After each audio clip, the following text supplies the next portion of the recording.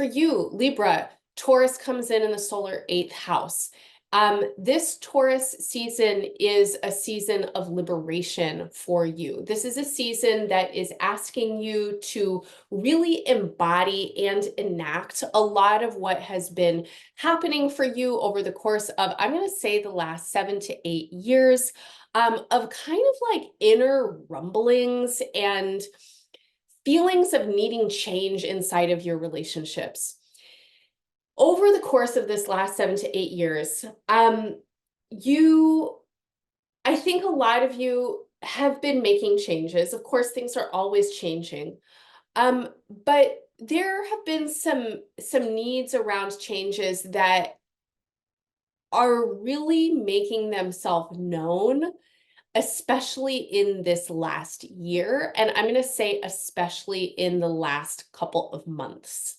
And you might think back to last October of 2023 as a period of time when there's kind of like, again, it's not new information, but it might be new perspectives on old information.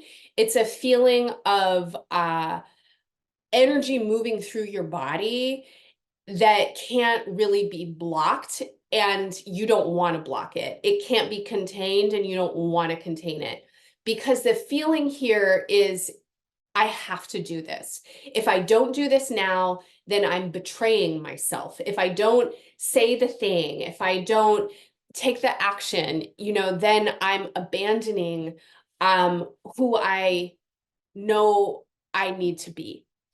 And the feeling of liberation is the promise of deeper intimacy as well. And I think that a lot of you have been reluctant to enact some of what you have been wanting to enact, or embody some of what you've been wanting to embody, because you're fearful of losing relationships. It's like, oh, I don't want to say that thing because it's going to hurt their feelings, and then they'll go, right? Then they're not going to talk to me again. Then it's all going to end, right? And there's this kind of feeling of finality or polarity that can keep you from acting.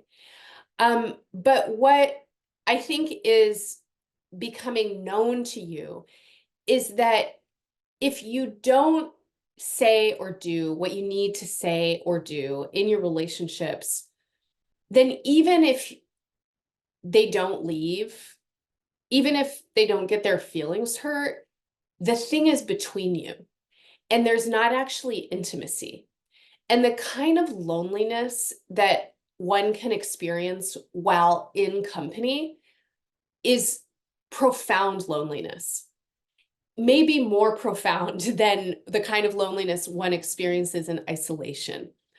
At least in isolation, when you are truly alone, you can fully be with spirit. When you are in the company of others, when you want intimacy and connection, but what is between you is, unspoken and unexpressed and frozen layers of whatever, that kind of loneliness will corrode the soul, right? It will corrode the bond between people. And the willingness to take the risk, to say the thing, to put yourself out there might be wildly uncomfortable. It might feel actually dangerous, but ultimately it is going to lead you to greater intimacy, at least with yourself, if not with another person. And possibly it will lead you to greater intimacy with the other person, because your honesty and expression then allows for movement, then allows for transformation. We are so attuned to one another, and so much of our communication is nonverbal.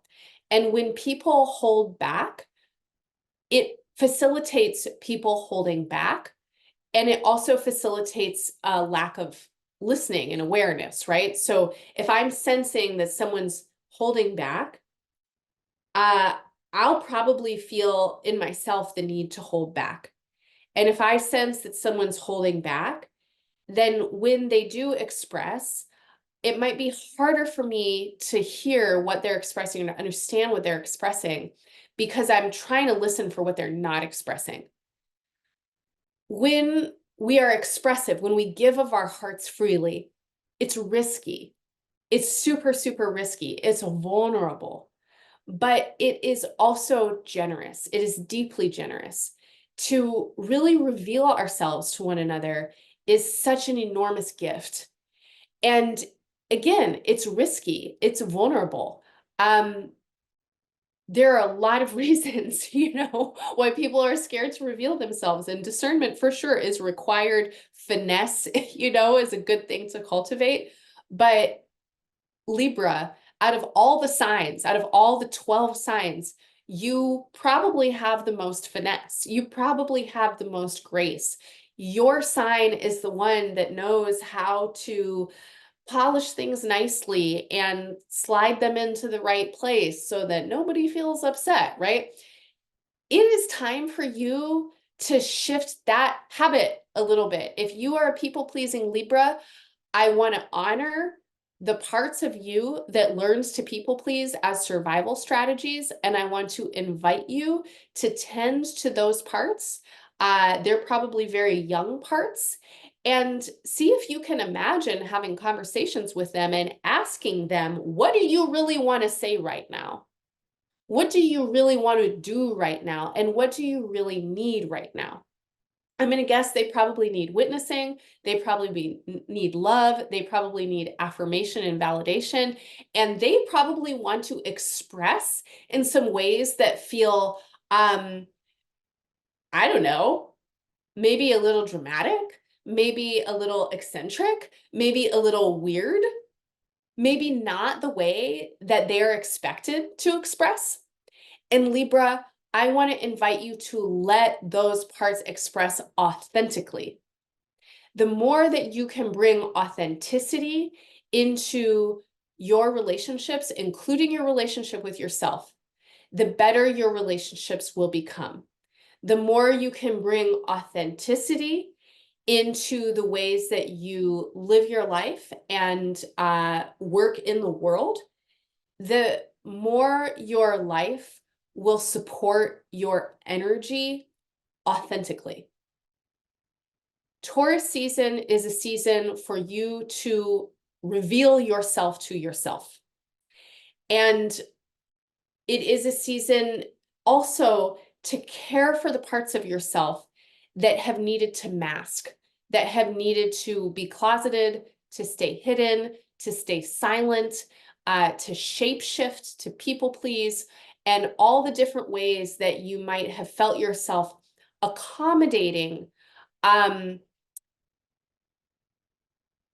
the ways that others wouldn't see you, wouldn't accept you, wouldn't support you.